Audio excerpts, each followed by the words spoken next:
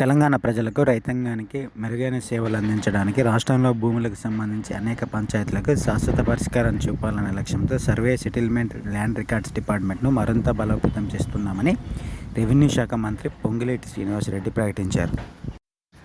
రాష్ట్ర ప్రభుత్వం ప్రతిష్టాత్మకంగా తీసుకొచ్చిన భూభారతి చట్టంలో రిజిస్ట్రేషన్ల ప్రక్రియకు భూమి సర్వే మ్యాప్ను జతపరచడం తప్పనిసరి చేసిన నేపథ్యంలో సర్వే విభాగం పాత్ర మరింత క్రియాశీలం కానుందన్నారు.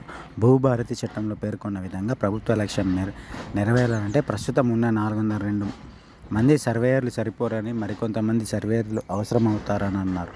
దీనిని దృష్టిలో పెట్టుకుని ఒకవైపు లైసెన్స్డ్ సర్వేయర్లను తీసుకోవడం, మరోవైపు సర్వే విభాగంలో ఖాళీగా ఉన్న సర్వేయర్ పోస్టులను భర్తీ చేయడం, ఇంకోవైపు భూముల సర్వేకు అవసరమైన అత్యాధునిక పరికరాలను అందుబాటులో తీసుకురావడానికి చర్యలు తీసుకుంటున్నామన్నారు. శుక్రవారం సచివాలయంలో సర్వే, సెటిల్మెంట్, ల్యాండ్ రికార్డ్స్ శాఖపై మంత్రి సమీక్షించారు. ఈ సందర్భంగా మంత్రి మాట్లాడుతూ ప్రతి మండల, పట్టణంలో భూ విస్తరణ, భూ లావాదేవీలను బట్టి రాష్ట్ర వ్యాప్తంగా సుమారు 5,000 మంది లైసెన్స్డ్ సర్వేయర్లను తీసుకోబోతున్నామని వెల్లడించారు.